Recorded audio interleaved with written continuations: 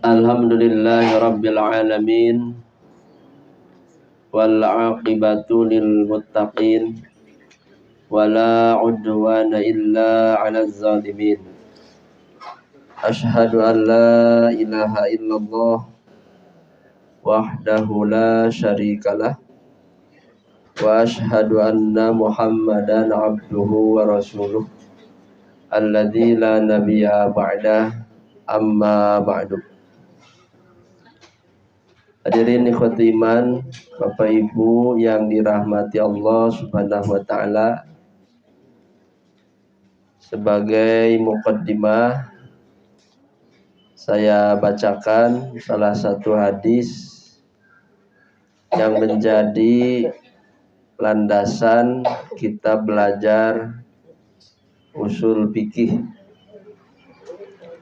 yaitu hadis yang diriwayatkan oleh Imam Al-Bukhari dari sahabat Muawiyah. Rasulullah Shallallahu Alaihi Wasallam pernah mengatakan, "Man yuridillahu bihi khairan yufaqihu fiddin." Barang siapa yang dikehendaki kebaikan oleh Allah, maka Allah akan pahamkan dia dalam urusan agama. Maka dalam Islam, memahami urusan agama merupakan kewajiban, ya. Kewajiban yang sifatnya ain, setiap orang tidak bisa diwakilkan. Karena satu di antara pertanyaan alam kubur, kita ditanya tentang madinuka, apa agamamu?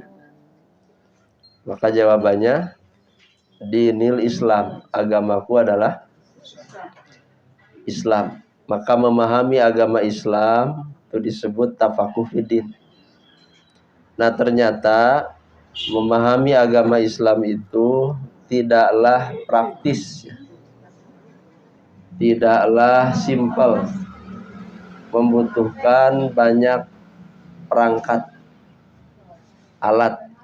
Salah satunya adalah usul fikih. Jadi sebagai pondasi, ya, sebagai dasar agar kita memahami agama. Maka kalau kita belajar usul fikih, banyak, ya, manfaat yang akan kita peroleh sebagaimana yang sudah dibahas pada bulan sebelumnya, yaitu faidah usul fikih.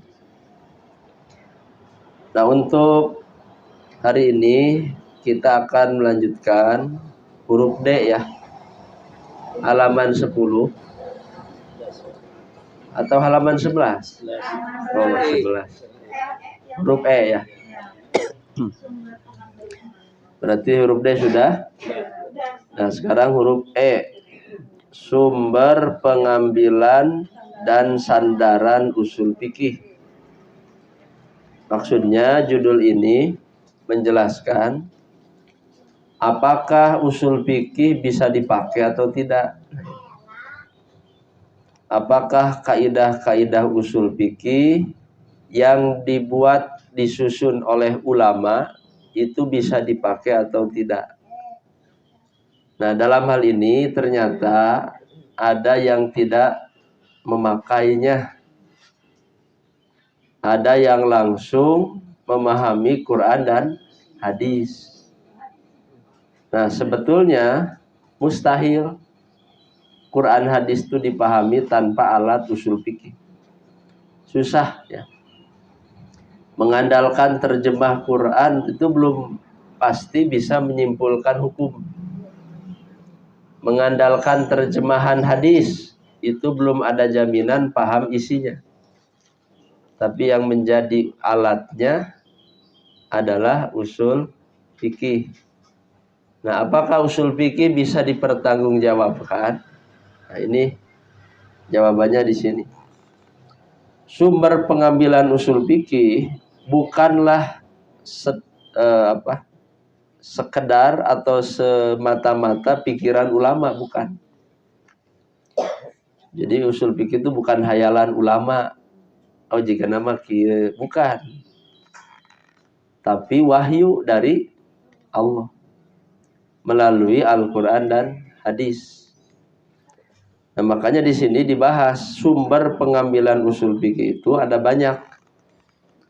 Yang dimaksud sumber pengambilan usul fikih itu adalah dalil dan dasar-dasar yang menjadi landasan lahirnya kaidah dalam usul fikih. Misalnya kemarin kita sudah membahas kaidah itu. Contoh kaidah teh, kalau ada perintah yang pokok menunjukkan kepada wajib, nah itu kaidah.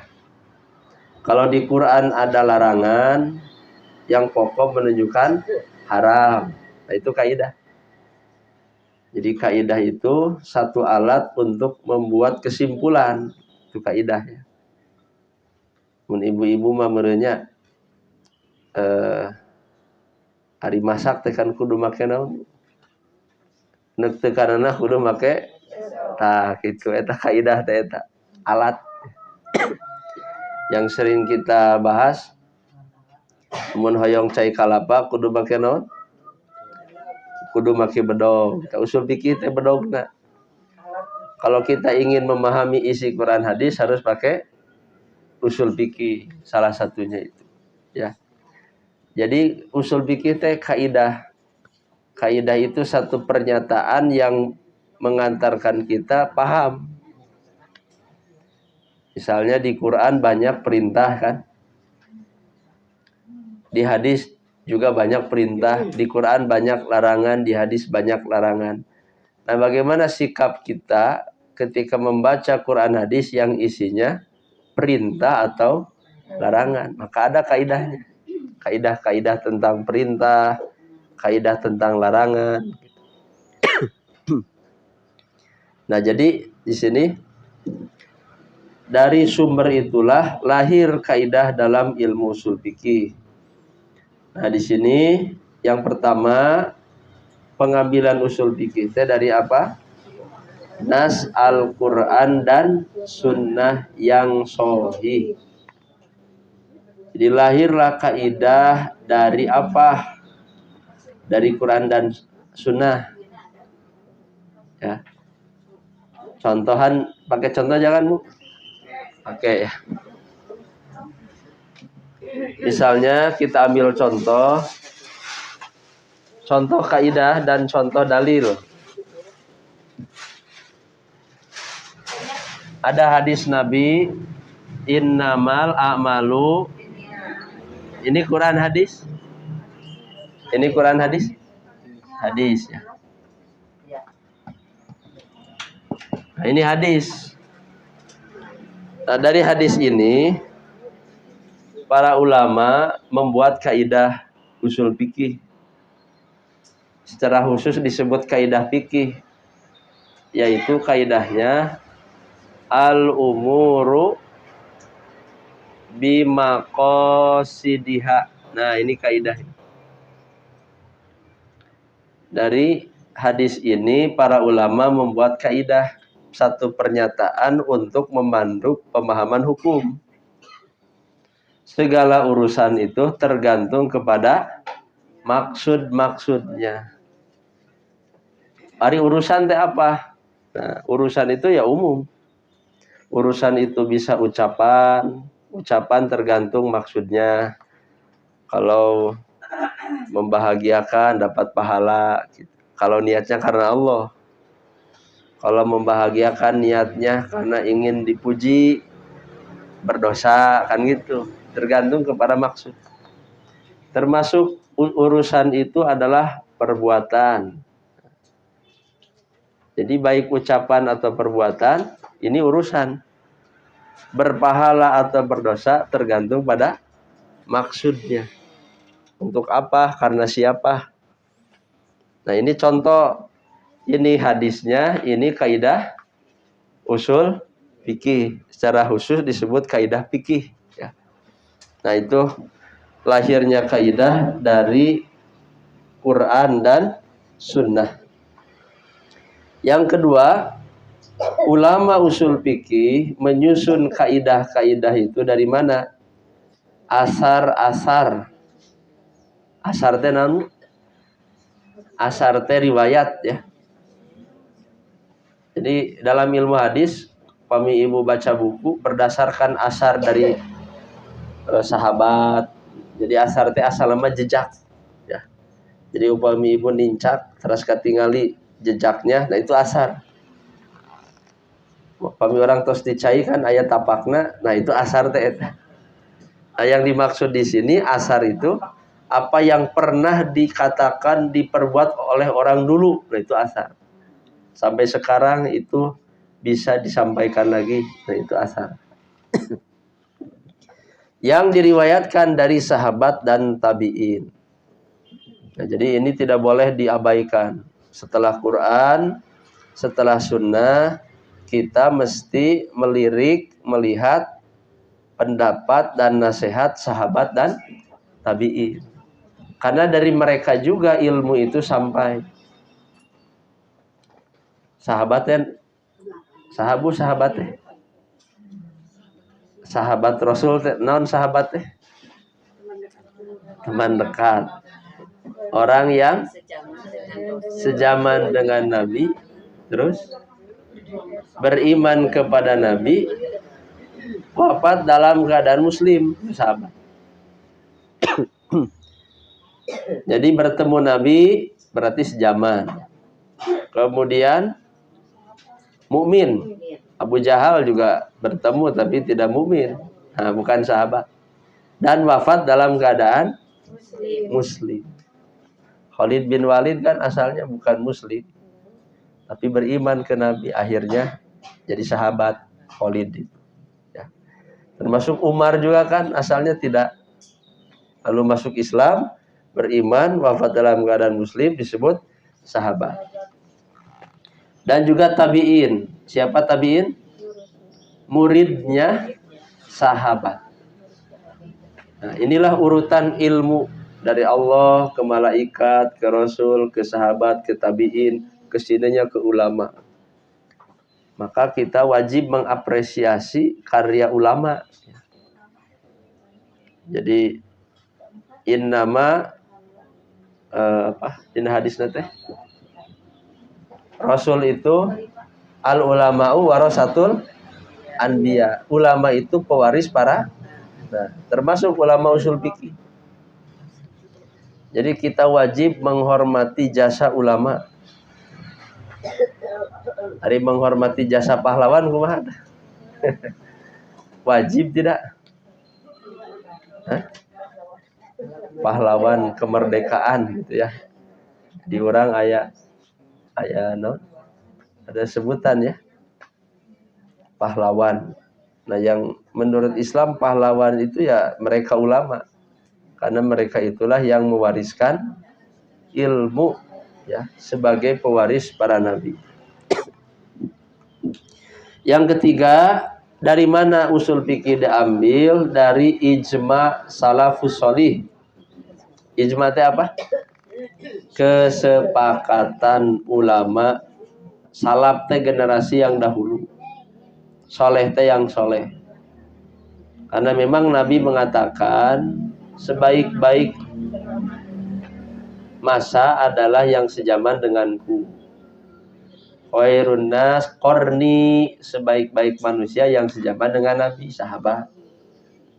Summal ladzina yalunahum, kemudian orang setelah sahabat tabi'in.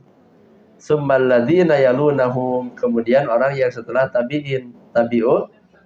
Nah, jadi 3 generasi terbaik ini menjadi dasar lahirnya usul fikih.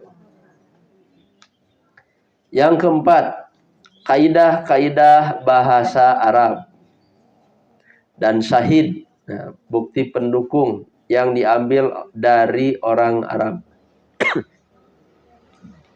Jadi ternyata belajar usul fikih itu perlu juga dibekali ilmu bahasa Arab. Insya Allah ibu-ibu terus mahirnya. Kan sholat pakai bahasa Arab, nah doa bahasa Arab, terus malahir berarti. Ya, kantu naik kelas, ngartos teh isina. Kalau saya bahasanya naik kelas. Kalau naik kelas berarti dari yang asalnya membaca jadi memahami. Nah itu naik kelas itu. Sudah puluhan tahun nih bacaan, mau paham, mau naik kelas. Kalau mau naik kelas surga lagi taikeun deui gitu. Ya. Jadi surga itu tergantung pengamalan kan. Ya. Sejauh mana kesungguhan dalam beramal. Nah, itu. Nah, jadi penting juga kita mempelajari tentang kaidah bahasa Arab. Tapi di orang aya nu moal cenah. Ya teu naon eta.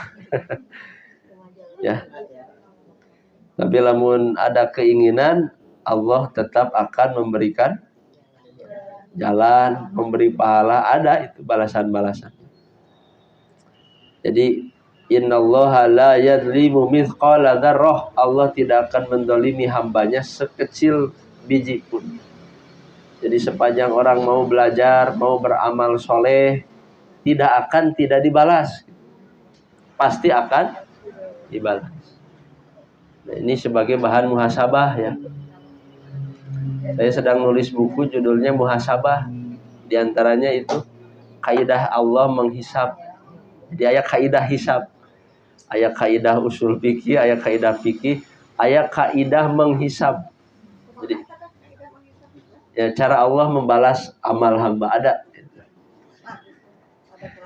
Nah, jadi muhasabah pas dibaca ya kaidah menghisab itu. Di antaranya tadi Allah tidak akan menzalimi sekecil biji. Tidak akan.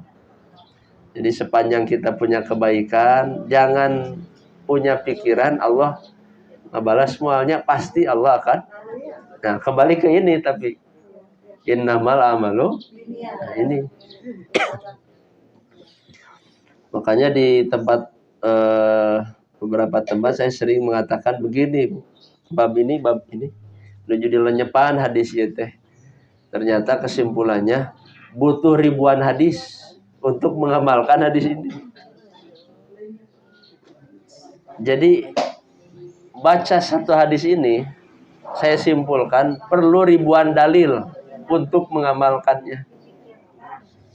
Karena sebut nah,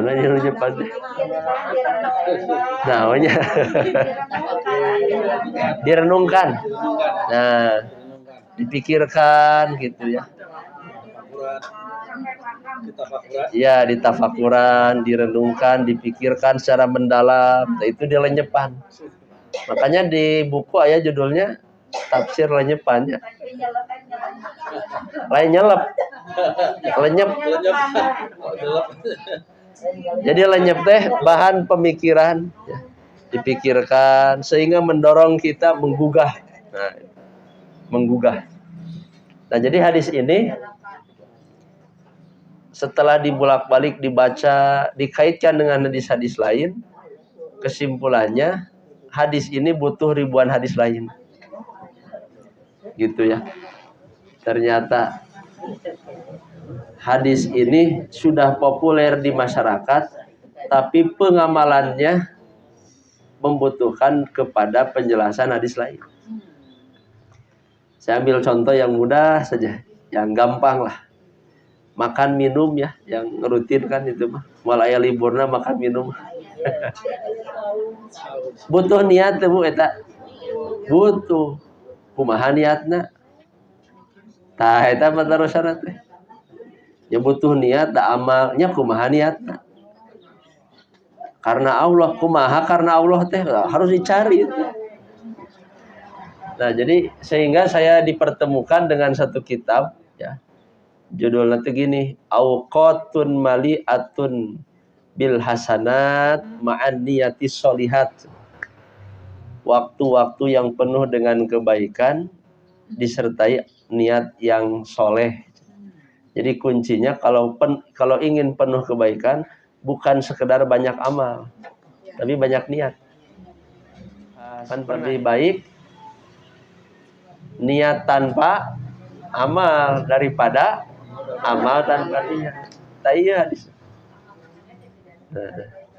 Amal tanpa niat marek milarian naon. Tapi lamun tos gaduh niat can kaamalkeun tos dipahalaan. Tah itu kaidah hisab Allah. Itu contoh kaidah hisab Allah. Jadi Allah menghisab hamba itu bukan ketika dia beramal, tapi di mana niat amalnya itu. Sehingga terinspirasi lagi sedang mengkaji 3 judul buku dari hadis ini. Jadi 3 judulun buku ieu teh hadis ieu. 1, niat seputar ibadah. 2, niat seputar muamalah. 3, niat seputar adah. Jadi ibadah, muamalah, adat. Manusia hidupnya tidak lepas dari ini. Nah, setiap ibadah, adah, muamalah itu ternyata ada yang harus kita niatkan sebagai dasar kita mengamalkan. Seperti tadi, makan, minum. Bedanya kita dengan orang kafir, makan minumnya kita bukan karena lapar. Jadi punten mun Bapak Ibu tuang karena lapar, eta teh teu beda jeung orang kafir. Teu beda jeung binatang. Aduh lapar tuang ah. Oh, berarti sarua jeung nu sanes. Apa yang mengistimewakan muslim dan mukmin dari sisi makan? Makannya orang mukmin dan muslim itu untuk beribadah. Makanya rumus hidupnya orang kafir hidup untuk makan. Orang mukmin makan untuk hidup, hidupnya untuk ibadah. Jadi makan bukan tujuan. Jadi pami ibu lapar, jangan hanya makan, jangan hanya karena yunkeun izin heula ka Allah. Ya Allah, abi lapar ya. Izinkan aku menikmati karuniamu. Ngagerantos we dina manah. Begitu makan baca bismillah. Sambil diingat ieu teh ayat-ayat kaitan dengan makan. Oh, fal yang dzuril insanu ila ta'ami sok tingali cenah tuangeun teh tak kitu. Perhatikan. Nah, jadi dalam makan minum saja harus ada niat baiknya sehingga bernilai pahala. Makanya rumusnya orang yang beriman itu jangankan ibadahnya, adatnya saja bernilai pahala. Dengan catatan dia harus tahu niat yang baik. Itulah ya. Kewe antosan sataun deui nya bukuna mudah-mudahan beres. Judulna teh eta niat seputar ibadah mulai dari salat, zakat, saum, haji. Aya niatan itu teh. Jadi sanes habima lillahi ta'ala we. Nya bener lillahi ta'ala kan dibalik lillahi ta'ala teh ada niat tambahan gitu. Misalnya niat mengamalkan ayat ini, ayat ini, ayat ini, hadis ini, hadis ini, hadis ini. Bisa saja satu amal 20 niat. Ibu-ibu mun ti bumi ka dieu sabaraha hiji niatna? Tah pahalana ditentukeun ku niat ti bumi ka dieu. Niatna naon? Ah, abi mah daripada kesel di imah ka dieu. Aya eta niat eta dina hadisna teu? Teu aya eta mah nya. Naon atuh niatna ka dieu teh? 1 aya hadis Nabi yen nu berilmu mah derajatnya akan ditingkatkan. Niatan eta ya Allah mudah-mudahan derajat saya meningkat dengan ilmu yang dipelajari. Hiji tah. Tambahan nu kadua inna ma yakhshallaha min ibadihil ulama. Dengan berilmu, bertambah ilmu semakin bertambah takut kepada dua tah niat. Banyak gitu. Nu katiluna waqul rabbi zidni ilma, niatkan supaya nambah ilmu lantaran ilmu teh yang satu-satunya minta ditambah oleh Nabi. Jadi Nabi mah can pernah nyuhunkeun ya Allah tambahan harta abdi teu aya hadisna atau nabi doana, tapi Nabi meminta Robbi zidni ilma tilu cenah. Jadi berdasarkan hadis. Lihat hadis-hadisnya yang berkaitan dengan itu ialah yang menjadi landasan niat dalam ibadah. Nah, itu ya. Nantilah mudah-mudahan beresnya. Nah, pendak kitabna. Saya dari dulu bolak-balik hadis ieu. Oh, dipertemukan oleh Allah taya kitabna sebagai dasar ya. Yang keempat, yang kelima, fitrah yang lurus dan akal yang selamat. Jadi belajar usul fikih juga membutuhkan fitrah salimah atau qawimah ya, yang lurus dan akal yang selamat. Artinya belajar usul fikih juga membutuhkan logika berpikir, perlu pemikiran. Kaitan Quran dan hadis kan, Quran dan hadis sebagai sumber ya, sedangkan akal kita sebagai alat. Jadi wal kapahami lamun tanpa akal kan, tanpa pemikiran. Itu yang kelima. Yang keenam, ijtihad ahli ilmu dan istinbat mereka yang sesuai dengan kaidah-kaidah syara'. Nah, ijtihad ahli ilmu ini yaitu para ulama. Jadi para ulama begitu tekun, begitu teliti ya, menyusun kaidah-kaidah itu agar umat selamat dalam memahami hukum. Nah, itulah yang menjadi sumber pengambilan usul fikih. Selanjutnya yang kedua, sandaran usul fikih. Nah, sandaran itu maksudnya apa? Jadi bersandar kepada apa? Ya. Landasan. Bahasa lainnya ya. Yang pertama, istinbat itu apa? Kesimpulan. Ijtihad kesungguh-sungguhan. Istinbat teh menyimpulkan ya.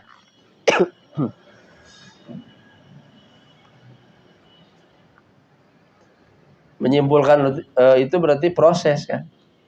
Makanya ada buku judulnya Turukul Istinbat, jalan-jalan supaya bisa menyimpulkan. Nah, usul fikih ini berisi turukul istinbat, jalan-jalan untuk menyimpulkan. Yang pertama, kaidah bahasa Arab. Jadi usul fikih harus berlandaskan kaidah bahasa Arab karena Al-Quran diturunkan dengan bahasa Arab dan Rasul pun menggunakan bahasa Arab. Ada ibu-ibu atau mahir teh bahasa Arabnya? Ya. Kumahanya bahasa Arab teh. Jadi nikmati we gitulah. Ya. Bahasa Arab. Yang kedua kaidah mantik. Nah, mantik apa mantik? Kaidah berpikir secara selamat. Berarti ada berpikir yang tidak selamat. Karena dapat membantu kias mantiki, menyimpulkan. Mungkin kalau dulu ibu-ibu pernah belajar namanya apa ya, yang silogisme, pernah belajar silogisme? A sama dengan B, B sama dengan C. Kesimpulannya A sama dengan C. Nah, karena itu. Montes CPNS sok aya nu kitu tanya. Itu namanya apa? Ya, logika, silogis. A sama dengan B ini tadi. Nah, contoh nih. Contoh mantiki ya. Setiap yang diperintah adalah ibadah. Setiap ibadah bernilai pahala. Kesimpulannya, setiap yang diperintah bernilai pahala. Nah, itu kesimpulan. Nu diparentah teh namana ibadah. Setiap yang Allah perintahkan itulah ibadah. Setiap ibadah pasti bernilai pahala. Kesimpulannya, setiap yang diperintahkan Allah bernilai pahala. Itu namanya kias, mantiki. Jadi ada ketersambungan antara pernyataan satu, pernyataan dua, dan kesimpulan. Nah, biasanya diurang teh hese nyimpulkeun cenah. Biasanya hese nyimpulkeun teh teu ngarti batasan-batasan sebelumnya. Nah, itu perlu juga kias mantiki ini. Yang ketiga, ternyata usul fikih membutuhkan ilmu tauhid. Tos hatam ilmu tauhid, Bu? Peryogi ilmu tauhid? Naon peryogina? Kalau saya dengar ilmu tauhid itu tidak ada yang lebih mulia dari ilmu tauhid. Kesimpulannya itu ya. Di atas ilmu-ilmu lain tuh yang paling utamanya ilmu tauhid. Ilmu tauhid itu ilmu tentang apa? Tentang Allah. Hari ilmu tentang Allah teh, Allah dari sisi apa? Satu, perbuatan Allah. Dua, uluhiyah Allah. Kewajiban orang ke Allah, eta ilmu tauhid. Bahasnya sekediknya. Sakedik atau panjang? Atau usul fikih atau tamat kan? Nah, jadi ilmu tauhid kalau saya coba ringkas ya. Mungkin ibu-ibu sering, tapi kalau ilmunya berceceran itu bukan ilmu, tapi ma'rifat. Bukan ilmu itu. Kalau ma'rifat kan wawasan, pengetahuan. Jadi ilmu tauhid atau tauhid ya, membicarakan secara umum tentang perbuatan Allah. Nah, perbuatan Allah itu khalaqa, menciptakan, ja'ala, menjadikan, anzala, menurunkan. Itu perbuatan Allah. Di Quran banyak kan. Kalau kita baca Quran, Allah teh yang menghidupkan, mematikan, menciptakan, menjadikan. Itu tauhid rububiyah namanya ya. Nah, ini tauhid apa? Rububiyah. Yang kedua, tauhid uluhiyah. Kalau uluhiyah mah kewajiban hamba kepada Allah. Kewajiban hamba kepada Allah. Atau hak Allah.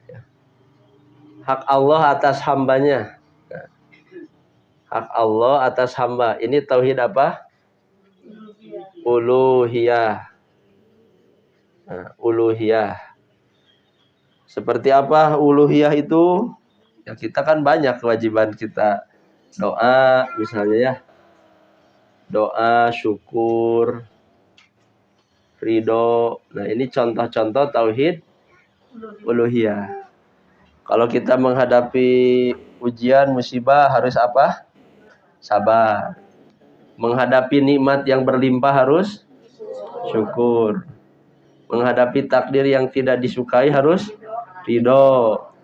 Sebelum beramal harus ikhlas. Nah, ini namanya tauhid uluhiyah. Kewajiban kita kepada Allah apa saja. Dalam segala kondisi ada kewajiban itu. Lamun seueur dosa, tobat dan istighfar. Lamun hoyong nanaon, ngadoa. Hoyong nanaon ngadoa. Nah, itu tauhid uluhiyah. Nah, yang ketiga tauhid apa? Asma wa sifat. Kita perlu mengenal nama-nama Allah dan sifat-sifat Allah. Nah, garis besarnya ulama ada yang membagi ini. Tauhid itu kembali ke ini. Segala hal tentang Allah itulah tauhid.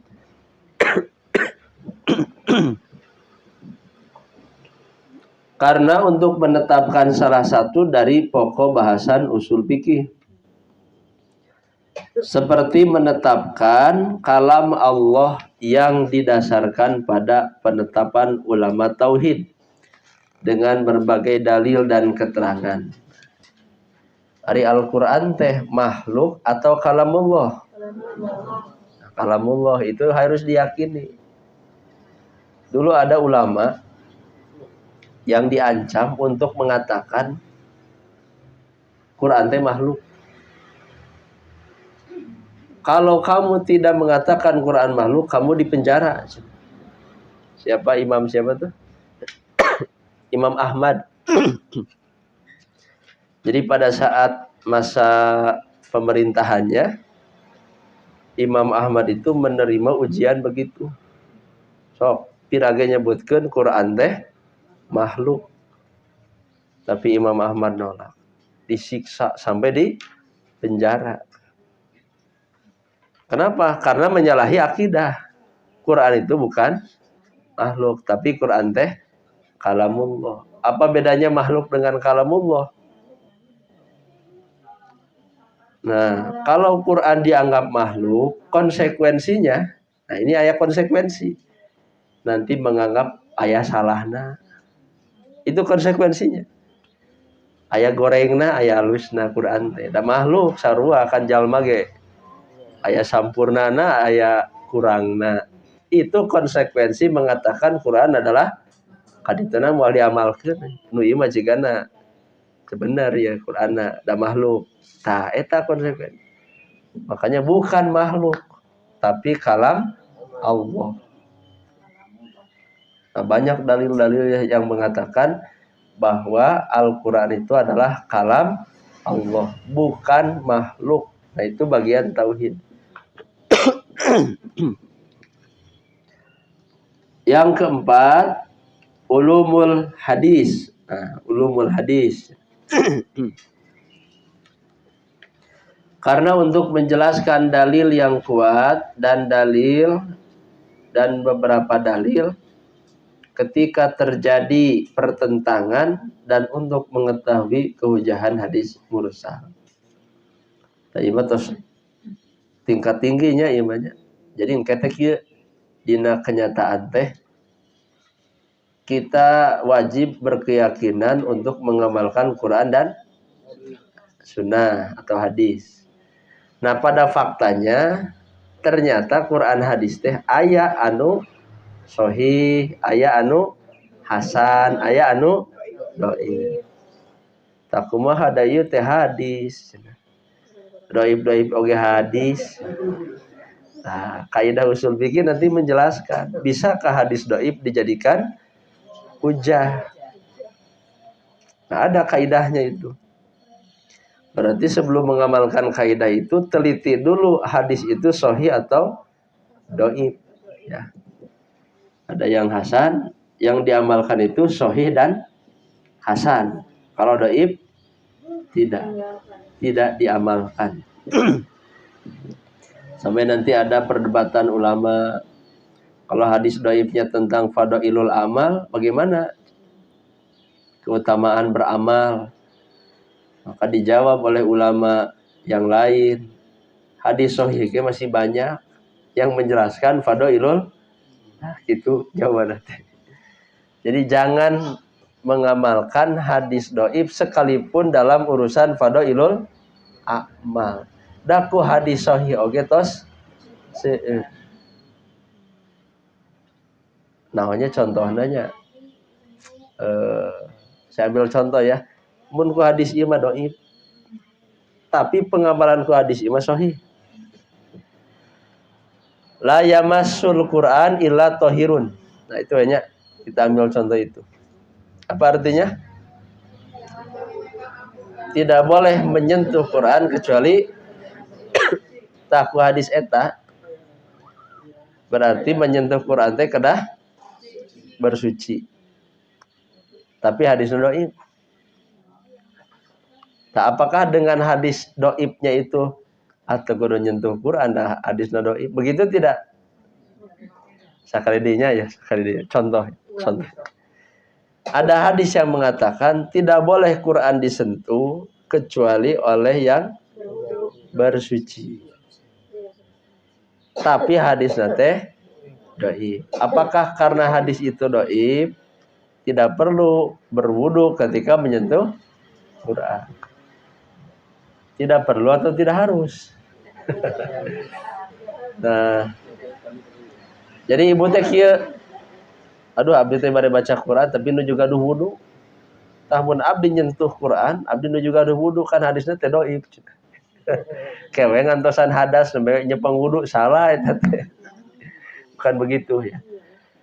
Betul bahwa hadis itu dhaif, tapi kita diingatkan hadis sahih yang lebih umum dari hadis itu. Hadis sahih mah bahasana kieu, la yuhafidu alal wudu ilal mu'min. Tidak ada yang bisa menjaga wudu kecuali orang yang beriman. Tah eta hadis. Jadi ibu teh abdi bade baca Quran, bade nyepeng Quran, bade wudu heula. Nah, lain ngelantaran hadis eta da dhaif tah ieu hadisna. Da abdi mah mukmin. Tah gitu. Jadi walaupun haid juga bisa ya Ustaz. Apanya? Kalau menyentuh Quran walaupun lagi haid. Iya, karena hadisnya dhaif. Nah, jadi hadisnya dhaif boleh sedang haid gitu ya.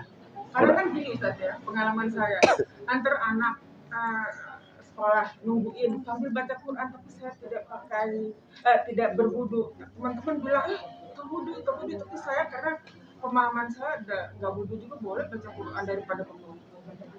Iya, gimana Bu? Boleh. Boleh kan baca Quran walaupun lagi nggak berwudu. Iya, karena hadis itu dhaif. Jadi nanti kesimpulannya membaca Quran dalam keadaan wudu afdoliyah, bukan syarat, bukan wajib. Nah, ari afdoliyah mah lebih utama. Gitu. Pakai logika yang sederhana saja. Ini hadis-hadis Nabi ngadorong mau tidur wudu, itu mau tidur saja, tapi tidak sampai kesimpulannya menjadi wajib. Lamun tidur teu wudu dosa, wajib mah gitu. Tidak sampai hadisnya mengancam begitu. Makanya disimpulkan contoh-contoh amaliyah Nabi itu kalau tidak wajib berarti sunnah. Kalau sunnah lebih utama. Saya mau tanya, saya pernah gini taklim gitu ya, tapi di masjid. Katanya kalau lagi haid tidak boleh masuk ke dalam masjid, tapi ada yang boleh. Nah itu mana yang benar? Nah kalau hadis jauhinya tidak boleh. Aku tidak menghalalkan masjid bagi yang haid dan junub. Maksud tidak boleh di sana tinggal. Tinggal itu lama kan. Kalau lewat mah boleh ngambil sesuatu seperti Aisyah pernah. Nah itu ada hadisnya itu. Kalau ngedengerin dari luar masjidnya nggak boleh. Boleh. Sepanjang di luar masjid ngawas dalam keadaan haid, nifas atau junub boleh. Ya. Nah itu yang keempat. Jadi penting juga berdalil berdasarkan hadis, tapi hadisnya hadis yang sahih. Yang kelima, usul fikih bersandar kepada sebagian kaidah dan rahasia syariah, yaitu dari segi menjaga 5 hal pokok ad-daruriyah al-khamsah. Sudah disebut menjaga hal pokok ayat 5. Agama, jiwa, akal, keturunan dan harta. Nah, jadi pami ainun naroskeun keur naon Islam datang. Jawabannya ini menjaga 5. Kita bahas sedikit ya. Ada yang disebut maqasid syariah. Maqasid syariah itu apa? Ya matos di syaratnya. Maqasidnya tujuan. Nah, jadi maqasidnya apa? Tujuan adanya syariat. Nah, maqasid syariah. Nah, jadi maqasid syariah teh tujuan adanya Islam menjaga 5 hal. Satu, menjaga apa? Agama. Yang kedua, apa setelah agama? Tadinya jiwa. Maksudnya nyawa ya. Yang ketiga, akal. Keempat, keturunan. Yang terakhir harta. Yang kelima, harta. Nah, ini yang disebut ad-daruriyah al-khamsah. Jadi ini namanya ad-daruriyah al-khamsah. 5 kebutuhan pokok menurut agama. Di orang mah istilahnya Bu, ekonomi primer, sekunder, tersier. Sembako jadi dia. Sandang, pangan, papan. Papan teh papan tulis, papan. Oh, gitu. Sandang naon? Pakaian. Nu kadua, pangan, makanan. Nu katilu, dina Islam eta masuk kana menjaga naon tah? Harta dan jiwa ya. Ngajaga jiwa ngarah teu kapanasan pakaian. Jadi Islam teh ngatur untuk ini. Semua kebutuhan kita untuk menjaga hal ini dipenuhi melalui syariat. Coba gerenya lenyepan. Semua syariat Islam teh kembali ke 5 tujuannya teh. Kenapa Islam melarang zina? Menjaga apa tuh? Keturunan. Akhirnya anak hasil zina kan namanya tepuguh eta teh. Islam kenapa melarang mencuri? Menjaga harta. Kenapa Islam melarang mabuk, meminum khamar? Menjaga akal. Kenapa Islam melarang membunuh? Menjaga jiwa. Kenapa tidak boleh syirik? Menjaga agama. Jadi ini dirinci lebih banyak lagi. Semua syariat bisa kembali kepada ini, tujuan atau maqasid. Nah, kalau mau ditambah ada 3 kewajiban teh aya nu pokok disebutnya daruriyah. Nah, daruriyat. Nu kadua ada hajiat. Hajiat teh apa? Kebutuhan kalau tidak terpenuhi jadi sulit hidup. Kalau ini tidak terpenuhi hancur. Kehidupan hancur. Kalau ini yang tidak terpenuhi kesulitan. Misalnya adanya tayamum. Ya. Kenapa ada tayamum? Mempermudah dari yang sulit menggunakan air. Eta tayamum teh hajiat. Ketika kita safar boleh sholat jama' qashar. Itu hajiat, menghilangkan kesulitan. Yuridullahu bikumul yusra wala yuridu bikumul. Nah, itu hajiat. Nah, yang terakhir, yang ketiga, tahsiniyat. Tahsiniyat itu memperbaiki keadaan. Memperbaiki. Daruriyat. Daruriyah. Kebutuhan pokok. Tidak terpenuhi hancur ini. Ya, daruriyah mah. Orang tidak sholat pasti hidupnya hancur. Karena sholat untuk menjaga agama. Orang tidak ngaji, tidak belajar, akalnya rusak. Pikiran dunia gitu. Kan terang ngaji memikiran dunia. Aing ngaji masa kali-kali mikiran akhirat gitu. Sekali-kali. Kan saya mah ingat ke dunia deui. Nah, itu kan. Yang ketiga apa?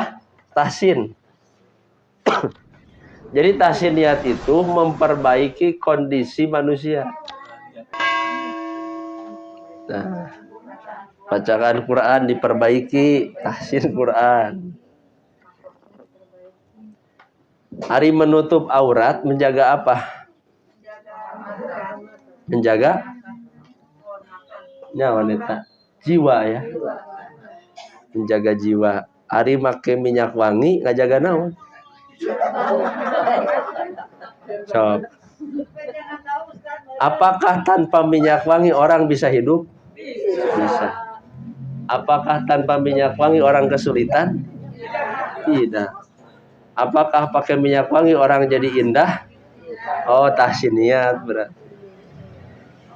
Makanya tahsin niat itu hal-hal yang sifatnya tidak pokok, ketika hilang pun tidak sulit, tapi ketika ada jadi indah kehidupannya. Nah, inilah tahsin niat ya. Hajiat ini. Hajiat mah apa tadi? Menghilangkan kesulitan. Namun sholat pakai kopiah, pakai sarung, nah itu bukan hajiat. Tahsin niat ya. Jadi tahsin niat mah memperbaiki keadaan manusia. Ta Islam teh hoyong innallaha jamilun yuhibbul jamal. Allah itu maha indah dan mencintai keindahan. Jadi hal-hal yang indah ya, maka itulah tahsin niat untuk memperindah, memperbaiki, menyempurnakan keadaan manusia. Contoh lain tahsin niat teh adanya hukum sunnah. Dengan sholat wajib agama terjaga. Tapi lamun agama yang lebih sempurna ditahsin. Jangan hanya melaksanakan yang wajib, tapi laksanakan ya. Nah, itu teh mentahsin itu. Diperbaiki orang. Ya. Diperbaiki. Belajar fikih baru lihat hajiat tahsin niat. Belajar fikih teh keur ngajaga agama. Ngarah agama henteu dolalah teu sesat. Hari belajar usul fikih hajiat tahsin niat. Hajiat. Lantaran mun teu diajar usul fikih teh kesulitan memahami agama. Tapi dengan belajar fikihnya langsung kan beda ya.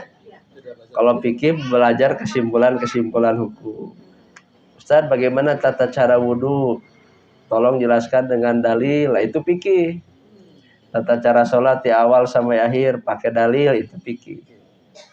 Cukup orang menjaga agama dengan belajar fikih. Daruriyah sebetulnya fikih itu. Pokok. Karena tanpa belajar fikih, tanpa belajar tauhid, belajar Quran, hilanglah agama, rusak. Ngawur, ngaco. Jadi tidak terpenuhi kebutuhan agama. Nu akhirna aya istilah Islam KTP, ngaku Islam, tapi itu dijaga keislaman aku daruriyah. Makanya harus dijaga dengan ilmu. Nah, maka niatkan berilmu itu untuk menjaga agama, berkeluarga menjaga keturunan, bekerja menjaga harta gitu. Nah, ini yang disebut daruriyah khamsah. Karena yang mencakup agama, jiwa, akal, keturunan, dan harta dari segi memperhatikan kemaslahatan hamba, menghilangkan kesulitan mereka. Jadi Islam itu tidak mau kita sulit, tidak mau. Makanya ada yang menyimpulkan Islam teh kembali kepada dua tujuan. Mencari maslahat, menghindari mafsadat. Jalbul masolih, darul mafasid. Dua ya. Kemudian Hal itu dilakukan dengan meneliti sejumlah nas-nas yang bersumber dari Al-Quran dan Sunnah. Kami Bapak Ibu ngawas Quran Sunnah, bari dilenyepan tadinya, dilenyepan. Ditafakuri, dihayati, direnungkan. Oh, setiap ayatnya itu mengandung maslahat, menghindari mafsadat. Saya pegang mata kuliah namanya Ushul Tarbiyah ya. Pokok-pokok pendidikan Islam. Tadinya dibahas yang pendidikan Islam tilu cenah. Karakter nate. Satu, inma'iyun, menumbuh kembangkan. Yang kedua, wikoi, preventif. Yang ketiga, ilaji, memberi solusi. Cabi.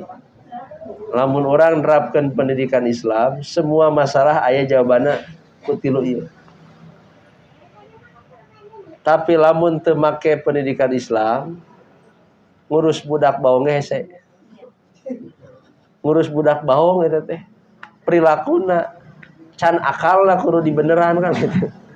Nah, coba pakai kurikulum pendidikan Islam.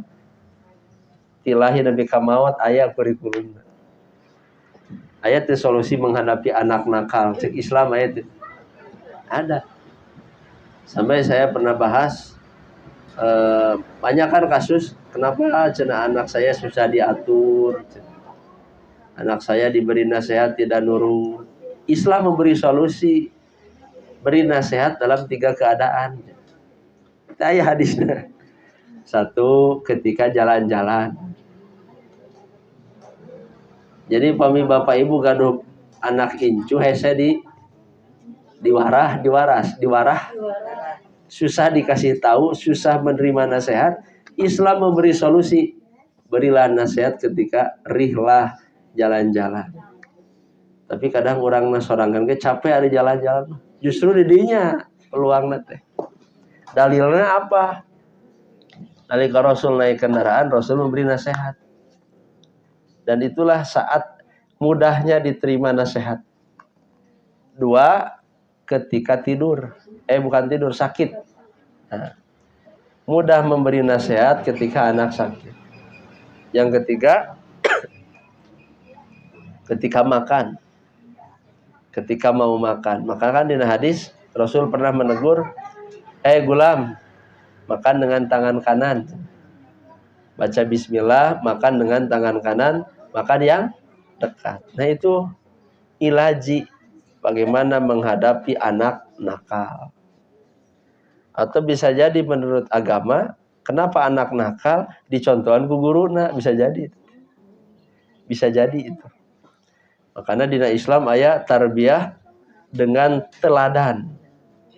Sebaik-baik mendidik adalah dengan keteladanan. Kedah seueur ngaca teh didinya. Nah, anak saya baong, buah-buah urangna nu nyontohan baong gitu. Buah-buah guruna. Nah itu ya. Itu diantaranya.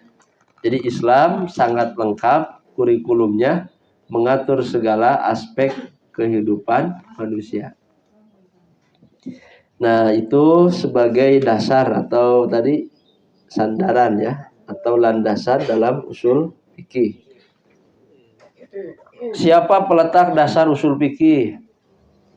Nah ini mah untuk sekedar menambah wawasan ya. Bahwa ulama yang berjasa menyusun usul fikih bernama siapa? Muhammad bin Idris Asy-Syafi'i. Beliau yang menyusun dalam kitabnya yang berjudul Al-Um. Ada seorang muridnya yang bernama Abdurrahman bin Mahdi menulis kepada Imam Syafi'i yang saat itu masih muda. Oh, Imam Syafi'i yang muda ya. Abdurrahman bin Mahdi mengatakan agar dia menulis kitab yang menjelaskan makna Quran. Padanya juga mengumpulkan ilmu yang berkaitan dengan berita, hujjah, ijma, nasi mansuh dari Al-Quran dan Sunnah. Maka Imam Syafi'i menulislah namanya kitab Ar-Risalah. Jadi ada kitab namanya apa? Ar-Risalah. Aya oge majalah Risalah, beda deh itu teh. Jadi tebal ya. Itulah kitab pertama tentang usul fikih. Jadi semua kitab usul fikih merujuk kepada Risalah. Nah, termasuk buku ini. Jadi saling nyangkut. Jadi pikiran Imam Syafi'i inilah kebayangnya berapa juta orang belajar usul fikih. Tah penggagas nanti Imam, oh pahalana ngalir kalau Imam Syafi'i. Itu ya.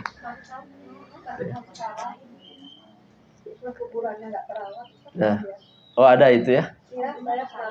Nah itu perintis, penggagas, pelopor, penyusun kitab Ar-Risalah. Kalau ingin kitab fikihnya Al-Um. Jadi kalau kita sudah menguasai Al-Um, sudah menguasai fikihnya Imam Syafi'i tentang segala persoalan. Tapi kan bahasa Arab ya Ustaz, nggak ada yang bahasa Indonesia. Kalau Indonesia ada Ar-Risalah, ada yang rajin menerjemah. Tapi masalahnya mau dibaca istilahnya paling alarasing gitu. Seperti istinbat, ijtihad. Karena itu kan tadi istilahnya. Jadi cukup dengan ini ya Ustaz, nggak perlu beli Ar-Risalah Ya ya. ini mewakili lah, tapi masih jauh. Ya, ini sebagai dasar.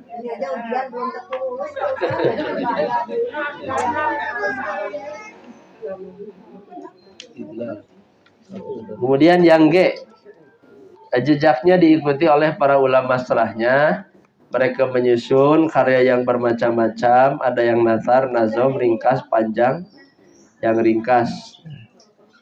Jadi beda-beda ya. Kalau dikumpulkan ya ada ribuan kitab yang membahas tentang usul fikih. Nah, buku ini alhamdulillah sudah dipakai di UIN. Jadi ibu-ibu teh sama dengan mahasiswa.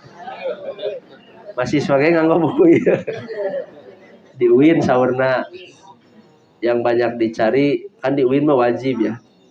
Usul fikih, bahasa Arab, ulumul Quran, ulumul hadis. Nah, usul fikih salah satunya ini. Di samping yang dipakai oleh yang ditulis oleh Profesor Dr. Rahmat Syafi'i, Ketua MUI Jawa Baratnya. Nah, beliau juga nulis ilmu usul fikih. Nah, itu yang paling banyak. Nah, mungkin selanjutnya buku ini ya. Lambat laun di Pajagalan juga dipakai katanya buku usul fikih ini. Karena ringan ya. Itu bahasa Arab tapi berbahasa Indonesia. Diintisarikan dari berbahasa Arab ini aslinya. Periodisasi ilmu usul fikih. Tayyumah tadi baca ge tidak apa-apa ya. Sekedar pengenalan. Kan pilih penasaran mah orang baca sedikitnya. Secara garis besar usul fikih dibagi 3 periode. Periode pertama dimulai pada Imam Syafi'i, berakhir sekitar abad keempat. Pada periode ini ilmu usul fikih diprakarsai oleh Imam Syafi'i. Pada periode ini pula muncul madrasah usul fikih, yaitu madrasah hadis dan madrasah Ra'yun. Jadi Imam Malik dan Imam Abu Hanifah. Kedua madrasah ini sepakat mengambil Quran hadis dan tidak mendahulukan ra'yu di atas nas. Jadi ini periode perintisan ya. Periode kedua dimulai abad kelima, berarti tahun 500-an kaluhur. Berakhir sekitar akhir abad ke-7, berarti 200 tahun ya.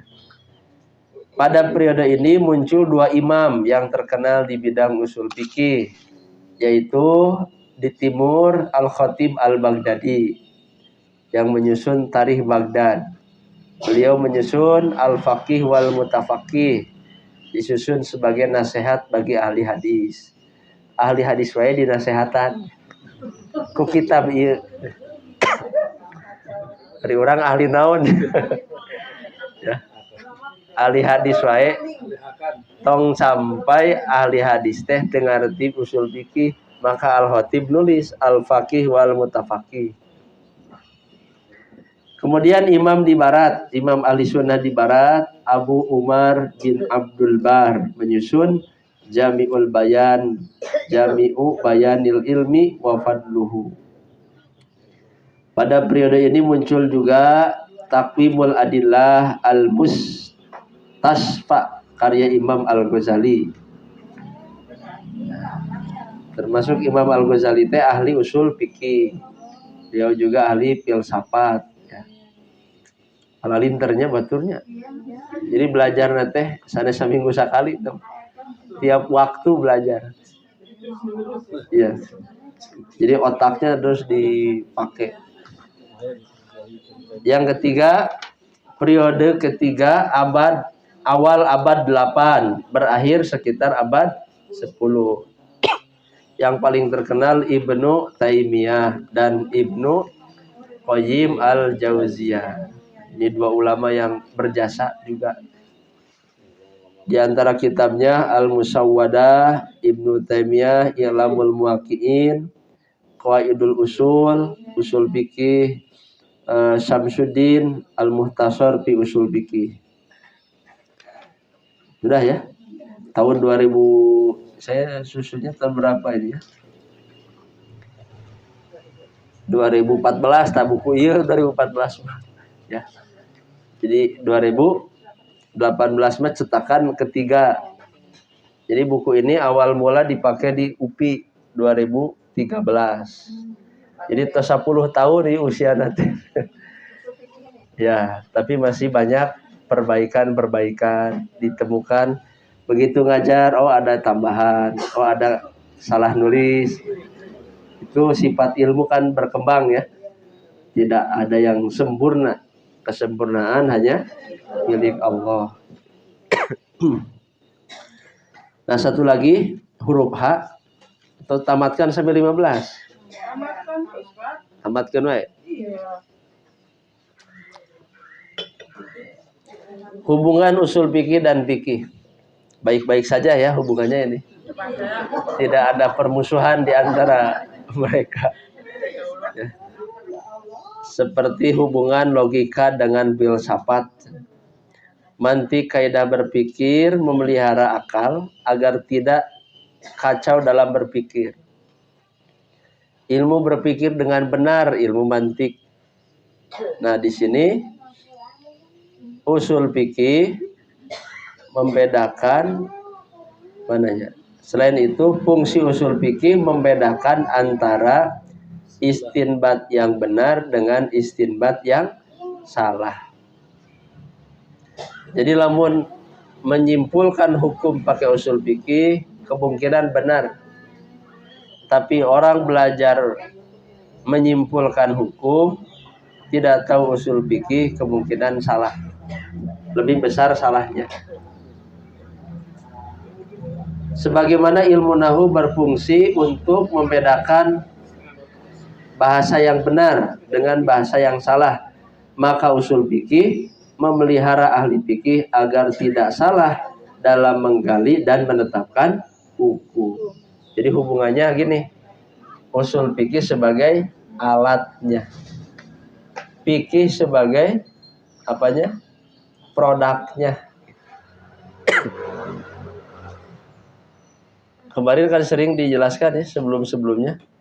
Fikih itu memahami langsung dari Quran, dari hadis. Kalau usul fikih tahu dari proses. Dari Quran, dari hadis, kaidah usul fikih, baru ke fikih.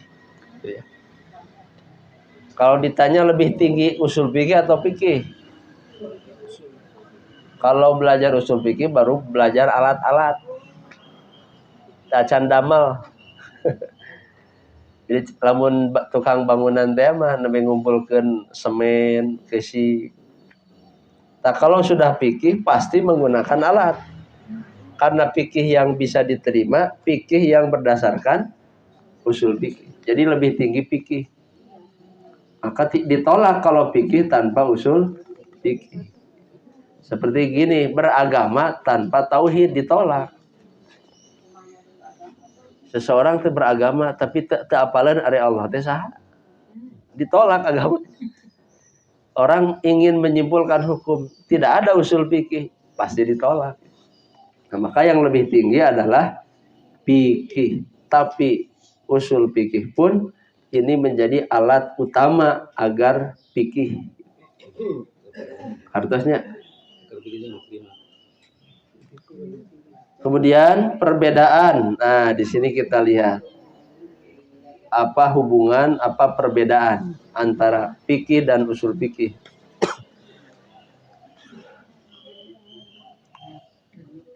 Seperti sama loncat ke halaman 15-nya.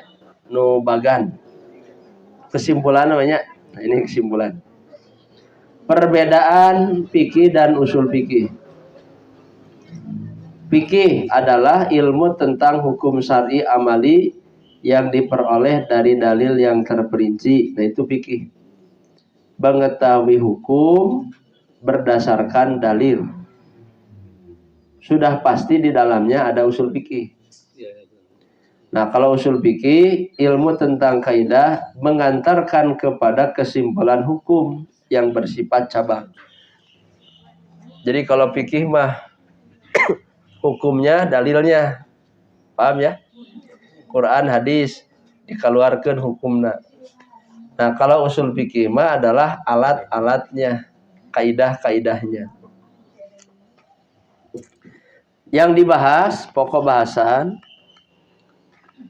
yang dibahas di fikih itu, apa perbuatan mukallaf dan apa hukumnya. Itu fikih. Jadi fikih mah begini. Kalau orang sholat, zakat, saum, itu bagaimana hukumnya? Bagaimana cara melaksanakannya? Bagaimana tahapannya? Itu yang dibahas dalam fikih. Jadi fikih mah membahas perbuatan kita dari mulai bangun tidur sampai tidur lagi. Ada fikihnya. Jadi tong nganggap Islam teu ngatur halal sepele, ada aturan. Ya. Lebih kayak aturan masuk WC kan. Itu ada fikih toharoh kan. Bagaimana mandi, aya fikih toharoh.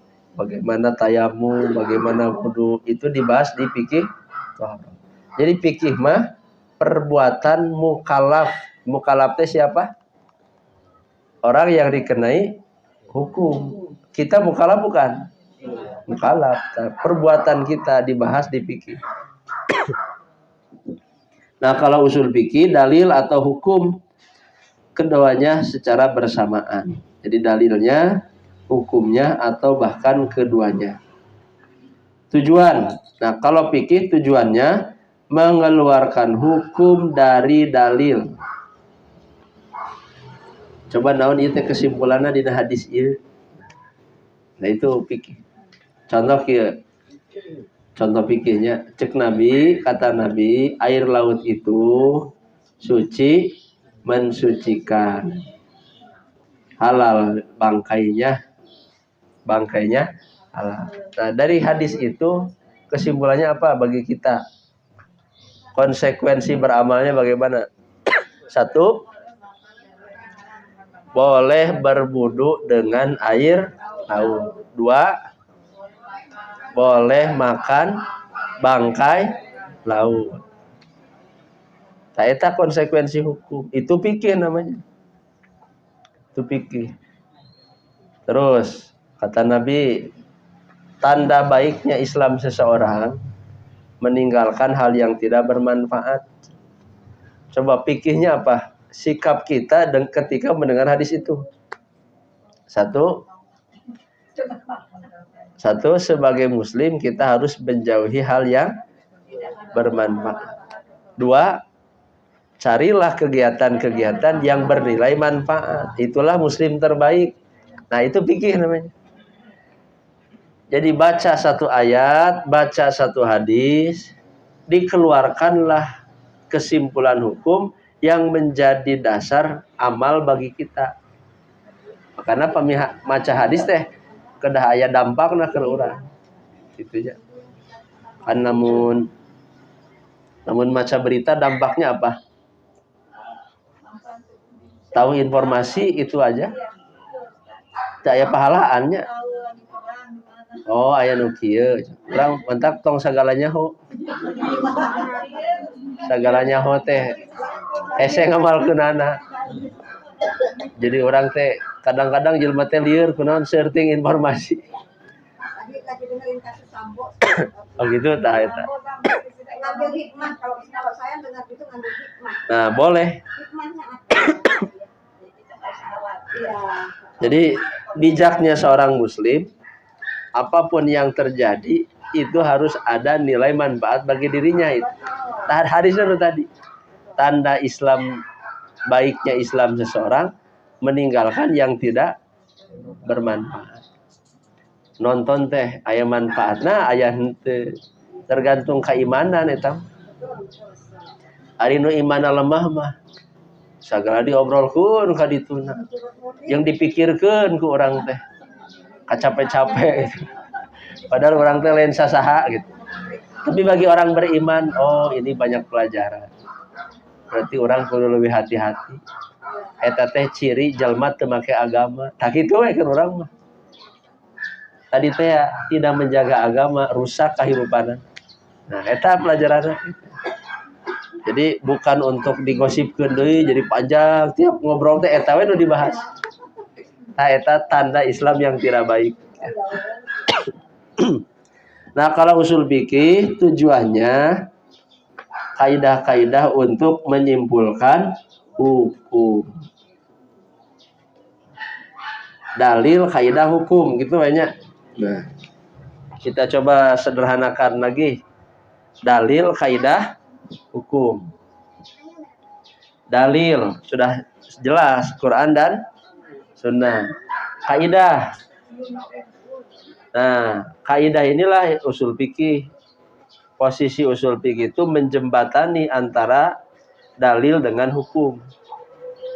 Nah, di sini mengetahui hukum inilah fikih. Jadi usul fikih mah di tengah keneh, ya.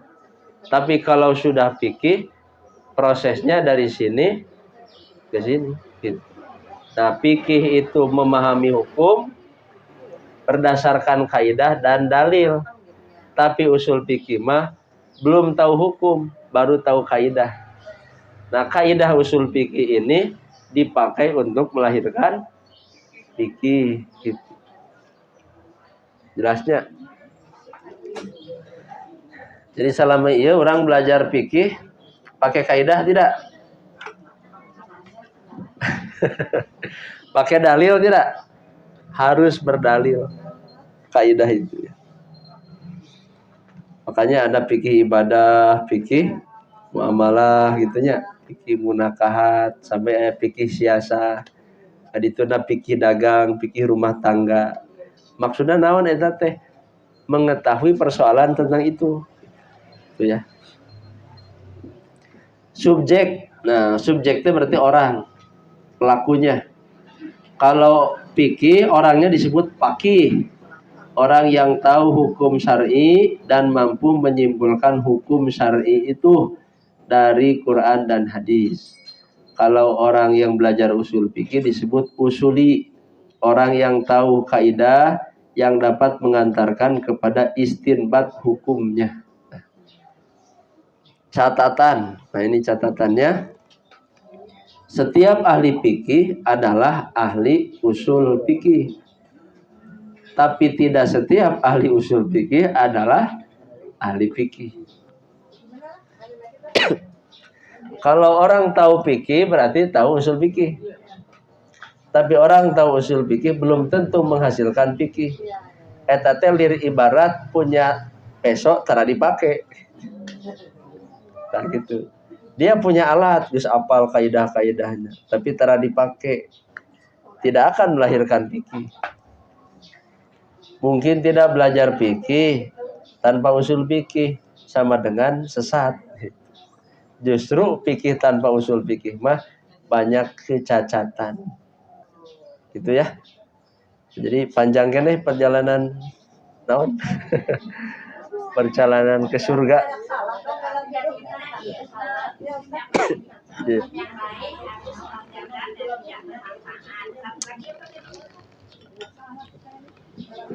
Muslim yang baik harus meninggalkan yang ya. Satu lagi, Muslim yang baik selalu mencari yang bermanfaat.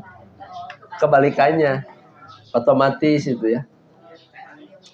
Itu pendekatan usul fikih namanya al-amru an-nahyu bisyai'i amrun bididdihi. Kalau dilarang melakukan sesuatu, otomatis ada perintah melakukan kebalikannya. Contoh gini, Bu. Kata Quran tidak boleh syirik. La tusyrik billah. Ketika kita baca ayat la tusyrik billah, ayat perintah teh. Ada apa perintahnya? Tidak boleh syirik, berarti harus bertauhid. Jangan mendekati zina, perintahnya jauhilah zina, perintahnya teh. Berimanlah, larangannya jangan kufur. Perintah beriman, dilarang kufur. Perintah menjauhi bid'ah, perintah menjauhi bid'ah berarti naon? Dibalik deh. Larangan berbuat bid'ah berarti perintah mengikuti sunnah. Nah itu usul fikih itu. Jadi orang belajar usul fikih mah kata-kata itu bisa dibolak-balik. Oh maksudnya kirinya. Tidak boleh mengatakan ke orang tua. Coba kesimpulannya naon tah? Saja. Nah itu geus ahli usul fikih itu. Menyimpulkan begitu sudah belajar usul fikih. Sudah ada fitrah belajar usul fikih. Mengatakan saja tidak boleh. Apalagi lebih dari Makanya dari ayat itu kita boleh berkesimpulan. Memukul orang tua itu gak boleh. Dalilnya itu berdasarkan kaidah. Nah ada kaidahnya. Terakhir ya, hukumnya belajar usul fikih berdosa tidak kalau kita tidak belajar usul fikih. Nah, di sini wajib ain itu bagi siapa?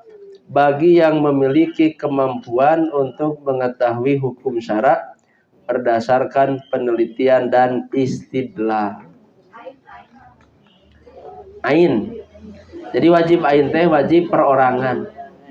Sebab wakil mahasiswa UIN mah namina ge UI, Universitas Islam. Wajib usul fikih teh. Tek ngarti Islam kumaha? Hari teh diajar usul fikih. Tak wajib ke mahasiswa Islam mah gitu ya, usul fikih. Kurikulum wajib. Sedangkan bagi selain mereka hukumnya wajib kifayah, yaitu kewajiban kolektif. Jika ilmu ini dipelajari sebagian orang, maka yang lain terbebas dari dosa. Jadi singkat nama, usul fikih wajib ke santri di pasantren, ke mahasiswa muslim, ke ibu-ibu nu palalinter jeung cerdas gitu. Wajib.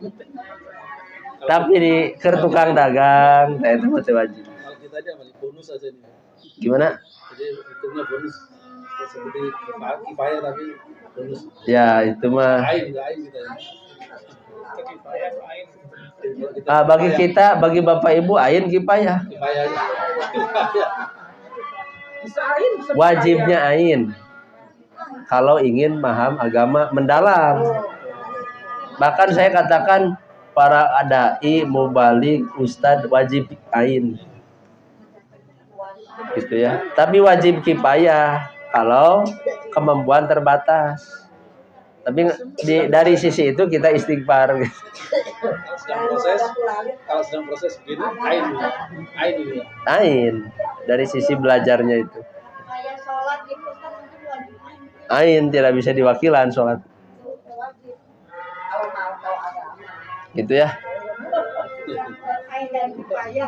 Bagi ustadz, mubalik, dai, guru Islam ya, guru PAI, mahasiswa ibu-ibu majelis taklim anu palalinter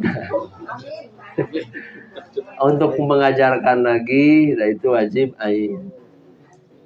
Tapi keur nu ngabeca, keur nu ngojek, tah eta mah tidak sampai wajib ain.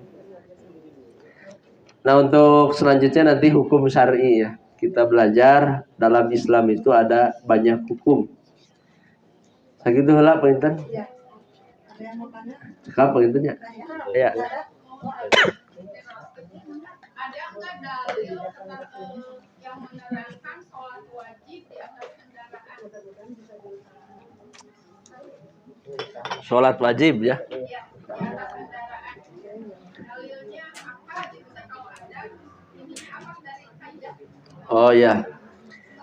Mungkin nanti pertanyaannya, bolehkah sebelum ke dalil ya? Bolehkah sholat di atas kendaraan? Nah, itu kan fikih.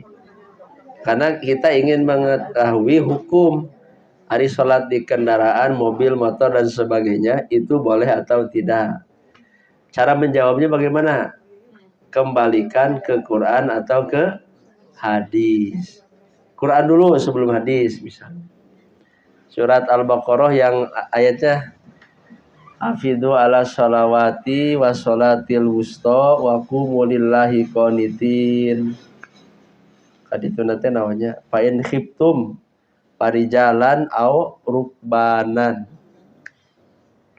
Kalimatnya parijalan au rukbanan, berjalan atau berkendaraan. Ada isyarat boleh. Itu yang pertama. Yang kedua, pakai maqasid syariah, Bu. Nah, maqasid syariah menjaga sholat daruriyat. Cara melaksanakan sholat di kendaraan ketika susah untuk turun dengan alasan ABCD itu hajiat. Hajiat itu menghilangkan kesulitan. Misalnya, aduh abdi teh hoyong sholat terus waktosna, tapi bus hese dieureun ke dasar mobil nyalira misalnya.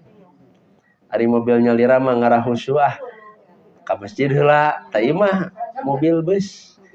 Nah, boleh dalam keadaan dengan alasan hajiat. Itu yang kedua, bisa pendekatan maqasid syariah. Bisa juga pendekatan dalil syar'i dina hadis. Sahabat menerangkan Rasul pernah sholat sunnah cenah di atas kendaraan. Ada yang berpendapat, oh itu mah sholat sunnah. Tapi secara fikih tidak ada perbedaan antara sholat wajib dan sholat sunnah. Yang beda hukumnya, kaifiatnya tetap sama. Itu dengan kaidah apa? Al-ibratu bi umumil lafzi la bi khususi sabab. Nanti ada kaidahnya di halaman di dia ayatnya. Eta kaidah am. Kaidah am, kaidah umum ya. Bahwa memahami hadis lihat keumuman lafadznya bukan kekhususan sebabnya. Nanti ada kaidahnya. Yang intinya baik sholat wajib atau sholat sunat dalam keadaan di kendaraan itu sesuai dengan syariat.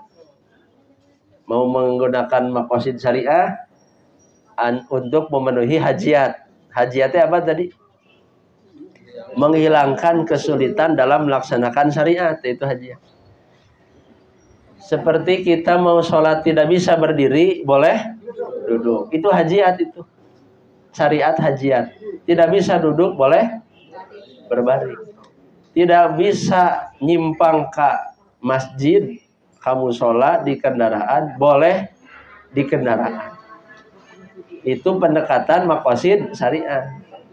Atau pendekatan dalil tadi. Walaupun hadisnya sholat sunat, tidak memberikan batasan bahwa itu khusus sholat sunat. Karena ibrohnya umumil labdi. Lihat lafaz umum. Jangan melihat sebab. Contoh lain nih. Contoh lain. Harita ketika sahabat berlayar di laut, sahabatnya bawa air minum. Kata sahabat, kalau kami pakai wudu air minum itu kami haus. Boleh tidak berwudu dengan air laut? Alasannya apa? Pertanyaan itu. Alasannya dalam kesulitan. Nah, apakah berwudu dengan air laut itu kalau kesulitan tidak? Tidak.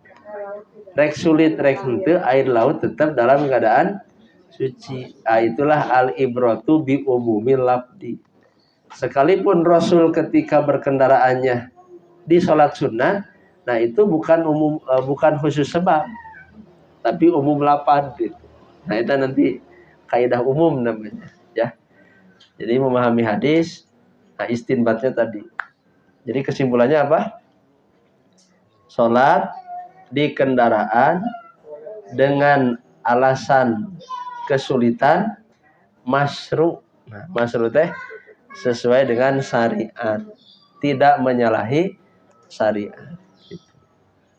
Tapi lamun sholat di masjid dengan tujuan menambah kehusyuan adalah lebih utama. Nah, nanti itu bahas. Jadi ada lebih utama, ada masyru'. Nu pokok boleh. Abdi mah hayang langkung khusyuk, bari istirahat di masjid. Nah, berarti itu lebih utama dari sisi apanya? Menjaga kehusyuan. Tiasana mah tiasa sholat di mobil, kan bari ngupingkeun musik mun gitunya. Nah, gitu kan bari pan sok aya dia biasanya di kendaraan. Hayang langkung nyaosih. Kumaha? Iya. Iya, betul. Jadi wudu kalau safar boleh tayamum. Tapi sedang safar mau wudu pun itu ada syariatnya gitu. Ya, ada syariatnya. Cegaplah pintunya ya.